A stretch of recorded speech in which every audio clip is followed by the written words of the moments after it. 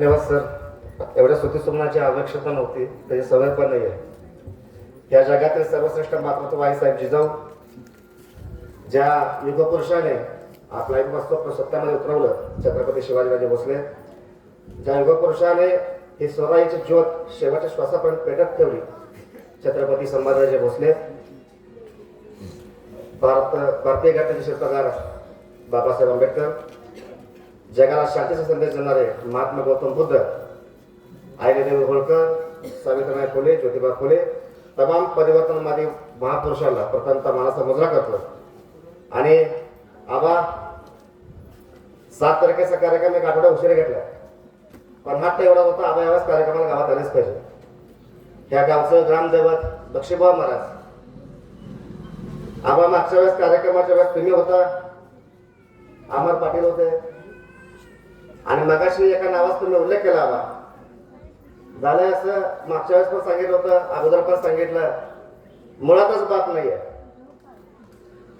आणि आयुष्यात ज्यांना कोणाला सर्वस्व समजलं, जे जे काय देण्याचा प्रयत्न केला, जे नाही ते पण देण्याचा प्रयत्न केला, कायम कुबडी नाही तर एक पाय म्हणून उभारलो, त्यांच्याकडून जे वागणूक आली, 6 महिने झालं निश्चित असं पडलो होतो.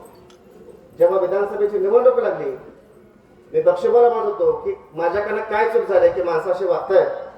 पण आबा ज्या दिवशी विधानसभेचा निकाल होता, इथं उपस्थित काय लोक त्या दिवशी माझ्यासोबत पुण्यामध्ये होते, मी पुण्यात मुक्कामी होतो कार्यक्रमासाठी, आम्ही सिंहगडला होतो.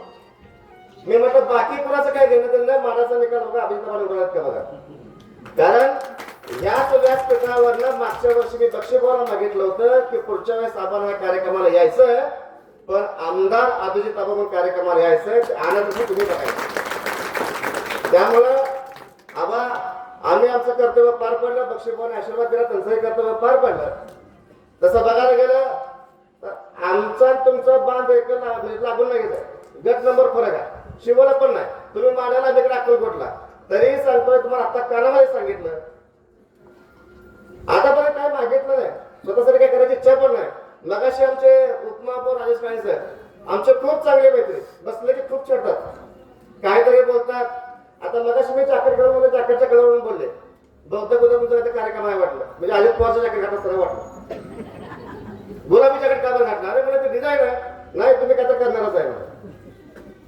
मी सांगतोय आयुष्यामध्ये जसं दोघा बळीदादांनी सांगितलं, संदेश बघेने सांगितलं, आबा ज्याला राजकारणातला पांडुरंग मानलाय, त्या पांडुरंगाला घाण करण्यासारखं कधी बळवंत कधी होऊ शकत नाही, ते घाण कधी करणार नाही. जोपर्यंत शरद पवार साहेब आहेत, तर ते एक अंगठी बदलली, मागे घड्याळाचं चिन्ह होतं, ते गेलं मग शरद पवार साहेब सही असलेली अंगठी घातली, बदलणार नाही आणि शेवटपर्यंत बदलणार नाही. श्वासात श्वास असेपर्यंत शरद पवार शरद पवार शरद पवार. मी जॅकेट कुठलंही घातलो, मी कुणाला भेटायला जरी गेलो, काही नाही. आबा अजून एक सांगायचं होतं, आमच्या भागामध्ये सोलापूर शहर असू द्या, दक्षिण सोलापूर तालुका असू द्या, अक्कलकोट तालुका असू द्या, या भागामध्ये पक्षाची ताकद कमजोर आहे, म्हणजेच आमची ताकद तर कुठेतरी कमजोर होत असते. अपेक्षा तुमच्याकडेच आहे बा, तुम्ही मोठे भाऊ म्हणून अपेक्षा आहे, तुम्ही वडील म्हणून अपेक्षा, तुम्ही नेते म्हणून अपेक्षा, तुमच्याकडेच अपेक्षा आहे. आम्ही काय मागणार नाही. आतापर्यंत कुठल्याही नेत्याकडे महेश माने हा वैयक्तिक काम घेऊन कधी गेला नाही, जाणारही नाही. एक लाजीरवाणी गोष्ट सांगतो, कबूल करतो, माझ्या स्वतःच एक काम 2 वर्षाला पेंडिंग आहे, पण कोणाला सांगायला नाही गेलो. तेच काम 10 लोकांचे मी करून दिले, पण माझं काम सांगायला कोणाला गेलो नाही. कारण मी असा नाहीये, मला काही मागायचं नाही, मला भरपूर मिळालं, मला भरपूर काही मिळालं. मी ज्या अवस्थेतून मी आलोय आणि ज्या अवस्थेत मी आहे, इथपर्यंत हे 38-39 वर्षामध्ये जगणं भरपूर जगून झालं. मी सायकल पायी चालून बघितलं, मी सायकलवर फिरून बघितलं, मी मोटरसायकलवर फिरून बघितलं, मी कारमध्ये फिरून बघितलंय, रेल्वे विमान जहाजामध्ये फिरून बघितलं.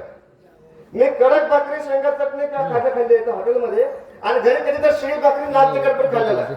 मी कधी बसून पिझ्झा बर्गर पण खाल्ले, कधी बसून मी दालचा खाल्ला पण खाल्ले, कधी बसून मासे पण खाल्ले, मी कधी बसून काजू बदाम पण खाल्लोय, आणि कधी कधी मी उपाशी पण बसलोय. त्याच्यामुळे हा प्रवास भरपूर झाला.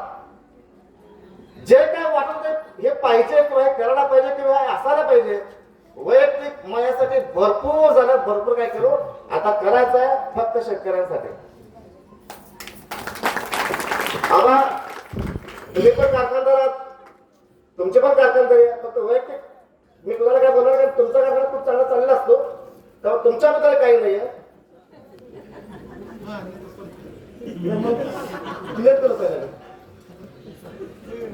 जसं आता चाललंय आपलं अधिवेशन चालू आहे, अधिवेशन चालू आहे राज्यामध्ये, तिथं अर्थमंत्री किंवा मंत्री जे म्हणतात तिजोरीमध्ये खडखडाट आहे.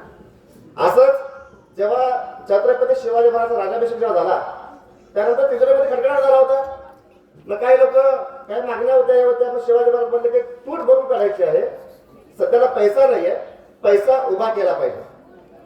महाराजांनी एक सावकार बघितला स्वराज्यामधला, त्या सावकाराकडे महाराजांनी रस्त्यावर पडलेले गवताची कडी म्हणून गाणवट ठेवली शिवाजी महाराजांनी सावकाराकडे आणि सांगितलं की मला अमुक मला कर्ज दे आणि जेव्हा तुझं मी कर्ज पूर्ण फेडेल तेव्हा ती काडी मला मागायला दे. कालांतराने छत्रपती शिवाजी महाराजांनी कर्ज पूर्ण फेडलं आणि सावकाराकडे ते गवताची काडी मागण्यासाठी गेले. तेव्हा सावकार म्हटला महाराज काडीच ना ती, तिचं एवढं काय मोल. तेव्हा छत्रपती शिवाजी महाराज म्हणाले, अरे बाबा मी छत्रपती असताना, मी राजा असताना माझ्या स्वराज्यामधल्या शेतकऱ्याची गवताची काळी जर कोणी गाणवट असेल ना तर राजा म्हणून घ्यायला मी लायक नसणार. हे ते छत्रपती शिवाजी महाराज होते, त्याचं ते शेतीचं धोरण होतं म्हणून तर त्याचे राजे होते. आबा आता ह्यांचे नेते आहेत त्याच्यामुळं आमच्या भागात जिल्ह्यामध्ये खूप असं प्रसिद्ध असं उद्योग व्यवसाय बिनधास्तपणे शेतकऱ्यांचे उतारे परस्पर घेतले, गाणवाट ठेवले, कर्ज काढले, कट्टावर सुद्धा शेतकऱ्याच्या नावात टाकले. एक शेतकरी रडत मला त्याला सांगितलं, आमचे संगमेश बगले साहेब त्या होते, त्याला म्हटलं ये मला काय करते बघू म्हणलं. प्रेस कॉन्फरन्स घेतली, सांगितलं मला 2 ऑक्टोबर पर्यंत कर्ज काही फेडलं नाही. 2 ऑक्टोबरला त्यांच्या घरी बोडगे रोडला घरासमोर आत्मदान आंदोलन करणार होतं, पेटूनच घेतो मध्ये. मी सकाळी 9ला घरात बाहेर पडणार, चोरून कुठं चालू मलाच माहित आहे. आमच्या जवळचे काही सहकारी पोलीस मध्ये होते, कधी कधी प्रशासनामध्ये सहकार्य ठेवणं पण जरा अडचणीचं होतं. ते सहज मला कुठे चहा करायचं आहे म्हणजे कसं या मला चालू चहा पण जाऊ गेल्या फक्त तर येतात 14 जण आणले घातले गाडीमध्ये. मी मला त्यांना समोर घ्या, त्यांना जा विचार, मला बाकीचं काही गोष्टीचं घेणं नाही, मला राजकारण करायचं नाही. आता ते शेतकरी तर गेला कुठंच तर महाभागानं माझ्यावर 300-400 शब्दाला पाहिजे. हे मला सांगू शकतंय तर सर्वसामान्य शेतकऱ्यांचं काय. म्हणून हे ठेवलं बळीच्या राज्यामध्ये बळीपुत्राला न्याय देणारच आणि बळीपुत्र शेतकरी संघटना आता रेशनिंग टाकलेली आहे. पक्ष सोडला नाही, तोच पक्ष असणार आहे, संघटना तिथं असणार आहे. फक्त शेतकऱ्यांसाठी काम करताना जे काही अडचणी येतात त्या अडचणीवर मात करण्यासाठी मी छोटीशी सुरुवात केली. आणि राजा प्रश्न हा पुरस्काराचा वितरण मला इथं भाषण करताना सगळ्यांनी सांगितलं की त्याची पत्नी स्टेजवर आहे वगैरे वगैरे. मी घरात पहिले जिजाऊ बनवण्याचा प्रयत्न करतो, मग शिवाजी बनवू नको. कारण असंच एक दिवशी मी पूर्वी वक्ता होतो, प्रोफेशनल वक्ता म्हणूनच मी इथपर्यंत पोहोचतो. आता राजकारणामुळे कोणी बोलवत नाही पक्षाचं पॅनल असल्यामुळे. असं एक दिवशी व्याख्यानाला चाललं होतं त्या अफजलपूर तालुक्यामध्ये. पहाटे स्वप्न पडलं शिवाजी महाराज स्वप्नामध्ये. महाराज म्हणले लय गाणं होता म्हणले तुम्ही राय तुम्ही जन्माला, राय तुम्ही जन्माला येतो म्हणले. जन्माला होतो तुमच्या राजात नको महाराज म्हणतो, आमच्या दवाखान्यात चेक जन्मा तुम्ही काय उपयोग आहे नाही. मला माझं घर सुरक्षित आहे, माझ्या घरी जन्म देतो. मला नको म्हणले, इथे तुम्ही काय करणार आहेत ना माझे गड केले म्हणले. गड केले सगळे परत घेतो, दुरुस्ती करतो, तिथे पण राज्यकारभार करतो. हो बरोबर आहे महाराज माझं. सवंगडी ते सकाळी 9 वाजता आठवतो जो मुलाला माणूस आमचा 9:30 वाजता फोन उघड देतो, लॉक उघडतोय. सवंगडी कशी भेटणार? ठीक आहे ते म्हणले ठीक आहे हरकत नाही, मला सवंगडी नको, कोण नको, मी स्वतः येतो म्हणजे स्वतः मी राज्य उभा करतो. मग महाराजांनी एक प्रश्न विचारला मी स्वप्नामध्ये, तेव्हा महाराज तो निरुत्तर झाले. महाराज सगळं ठीक आहे, तुम्हाला चांगलं हॉस्पिटल मिळेल, चांगली सेवा मिळेल, चांगले नवे मित्र मिळतील, तुमच्या काळापेक्षा आजचा काळ प्रगत आहे, चांगलं तंत्रज्ञान तुम्हाला मिळेल. पण महाराज ज्या खुशीतून तुम्हाला जन्म घ्यायचा आहे त्याची जाऊ कुठं आहे? निम्म्या जिजाऊ कोर्टामध्ये मरतात, निम्म्याच्या जो जन्मतात त्यांना समाजाच्या ह्या रूढी परंपरेमध्ये दबाव लागतं आणि जे काय शिकून सोडून पुढे येतात त्यातल्या राहिलेल्या काही आहेत त्यांचं सकाळचं ठरलेलं असतं. सकाळी आता जनरली खेडेगावातले टाकतात जरा शेताला वगैरे, पण इथं पण काही नवीन ट्रेंड तयार झाला. सकाळी उठायचं, आमचा शहाजीराजे 9 वाजता उठलेला असतंय, त्याला काय जेवण बनवून जायचं, ती घेत असते त्याला कामाला तिकडं. आज तर आपण म्हातारा म्हातारे दोघे असतात. त्या म्हातारा म्हातारीसाठी त्याच्या पोराला वेळ नाही. आपण वेळ देऊन काय उपयोग, ही आजच्या जिजाऊची मानसिकता झालं. जिजाऊ शहाजी तिकडे गेला, आमचा पाल शुभा तेव्हा उठलेला असणार आहे. त्याचा काय प्राथमिक झाल्यानंतर त्याला शाळेत पाठवायचं आणि जाऊन मास्तरला सांगून यायचं त्याचा नीट अभ्यास घ्या बरं का. मास्तर अहो वयाच्या 12व्या वर्षी छत्रपती शिवाजी महाराजला जिजाऊ साहेबांनी 18 भाषेचं ज्ञान दिलं होतं. तुम्ही मोबाईलचं लक्ष कोण नाही, तुम्ही अपेक्षा शिवाजी महाराजांची करताय. हा नंतर बालशिवाजी शाळेत गेला, शिवाजी बालशिवाजी शाळेत बाहेर भाग येत असतो तेव्हा आमची जिजाऊ म्हणत असते जरा थोडा वेळ अजून आला असं बरं झालं असतं, आता तर कुठं झोप जागी झाली माझी.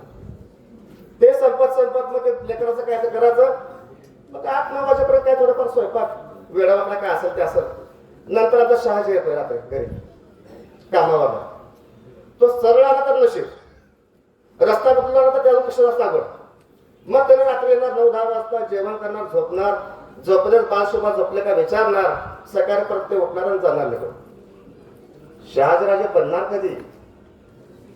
बंगलोर वरून पुण्याला पाठवताना शहाजीराजांनी छत्रपती शिवाजी महाराजांना 160 शस्त्राचं ज्ञान दिलं होतं. ते शहाजीराजे, ते जिजाऊ मासाहेब, आम्ही नावं खुशाल ठेवतोय. शिवाजीराजे, शंभूराजे, जिजाऊ ठरवल्या.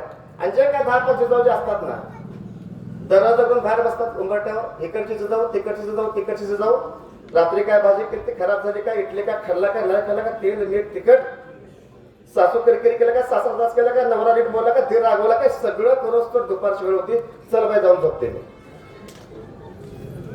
तेवढ्यात जर वेळ राहिला तर आता अलीकडे आमच्या पण जिजाऊंना फॅड आलाय खेडेगावात आहे बरोबर करायचा काय. अहो त्या जिजाऊला ढवळा लागलं होतं, मला युगराना कापायचा आहे, मला येवलाना कापायचा आहे, मला रयतेचं राज्य आणायचं आहे, मला माझ्या पोराला छत्रपती करायचं आहे, हे त्या जिजाऊला ढवळा लागले होते. आमच्या जिजाऊ पिझ्झासाठी, आयस्क्रीमसाठी, पेप्सीसाठी तडपडती राव, ही शोभते का? हा पुरस्कार या कामाला पण देण्याचं कारण एकच आहे. तुमच्या जसं भास्करांनी सांगितलं मगाशी, तुमच्यामध्ये बसलेली एखादी महिला जर या पुरस्काराचं पात्र राहिली तर मी हे पुरस्कार दिल्याचं सार्थक होईल म्हणून गावाचा कार्यक्रम घेतला. आणि मनोज भैया, शिवाजी भाऊ, आबा हे सांगत होते मगाशी पण त्या गावची ओळख वेगळी होती. जेव्हा गावची ओळख वेगळी होती ना आबा, तेव्हा माझी ओळख तिथून पलीकडेच होती. गावची ओळख पुसण्याचा आतोकात प्रयत्न केला. आता काही लोक परिवर्तन झाल्याच्या नंतर जे काय सुटी आहेत ना, ते त्यावेळेचे शिवाय द्यायचे, जे शिवाय द्यायचे, ओरडायचे, तळतळाट द्यायचे, पण त्यावेळेस त्यांना जो त्रास होता तो त्रास भगवत नव्हता म्हणून हे सगळं केलं. आणि आज तुमच्या चेहऱ्यावरचं कष्टाचं हसू बघितल्यानंतर तुम्ही दिलेल्या शिव्या माझ्यासाठी फुलं म्हणून समजून ते स्वीकार करतो. आणि याच्या पुढं आपल्या गावची ओळख जी मागची पुसली ती काय मग पुसून टाकूया. मी भास्कर मामा तुम्हाला आणि आबा तुम्हाला सांग, आबा अजून काय बरं का, आबा दरवर्षी कार्यक्रमाला आला गेला, दरवर्षी कार्यक्रमाला येतो. आणखी एक सांगतोय, पुढच्या वर्षीपासून हा वाढदिवसाचा कार्यक्रम होईल. पण आम्ही जेव्हा काल परवा आम्ही चर्चा केलो, विनोद भाडिक, मनोज भाडिक वगैरे आम्ही जे काय असेल चर्चा त्यांचं ठरलं, पुरस्कार पण देऊ, हा कार्यक्रम पण घेऊ, पण बाकीच्या खर्चाला फाटा देऊन 1 मार्च ते 25 मार्च दरम्यान गावात ज्यांची कोणाचे लग्न असतील, 2 असू द्या, 4 असू द्या किंवा 5 असू द्या, त्यांचे लग्न आमच्याकडे आम्ही लावून देऊ याची घोषणा करतो. आणि त्या कार्यक्रमाला आबा कन्यादान तुमच्यात होणार आहे, त्यामुळे तुम्ही कार्यक्रमाला यायला पाहिजे. आता हे मी ऍडजस्ट केलो 8 दिवस, तेव्हा थोडं तारखे त्याच्यावर किती प्रमाण असतं, त्यामध्ये आबा येतील. आबांना ह्या गावाकडे निमंत्रण देतोय. आबा तुम्ही आलात, कार्यक्रम शोभा वाढवला, विशेष करून राजेश काळे साहेबांच्या बाजूला बसला, तो फोटो तुम्ही तुमच्या ग्रुपला शेअर करा अशी अपेक्षा व्यक्त करतो. आणि ज्यांना ज्यांना पुरस्कार मिळाला तेव्हा सगळ्या भगिनींचं अभिनंदन करतोय. तुमच्याकडनं अशीच सेवा घडत राहो. तुमच्याकडनं अपेक्षा व्यक्त करतोय. मी वैयक्तिक कुठलाही त्रास देणार नाही, पण एखाद्या शाळेत जर कोणी विद्यार्थ्यांनी जर फोन केला तर तुम्हाला त्रास देणार. जर कुठला पेशंट तुमच्याकडे आला, तिला अनुभव आहे माझ्या दवाखान्याच्या कामाचा, तर तुम्हाला त्रास देणार. आणि या भागात तुम्ही प्रथमच असता की मला फोन येईल. त्यामुळे धन्यवाद. आणि आपण सगळेजण इथे उपस्थित राहिलात. कार्यक्रमाची शोभा वाढवली. विनोद माडिक, मनोज माडिक, सर्व आयोजक, गावकरी, बंधू भगिनी, माझी बायको, माझी आई, माझी चुलती, माझी आत्या, हॉस्पिटलचे लोक, गावातले लोक, शेजारच्या गावातले लोक, तालुक्यातले लोक, तालुक्याच्या बाहेरचे लोक, या सगळ्यांचं मनपूर्वक आभार मानतोय. थांबतोय. जय हिंद, जय महाराष्ट्र.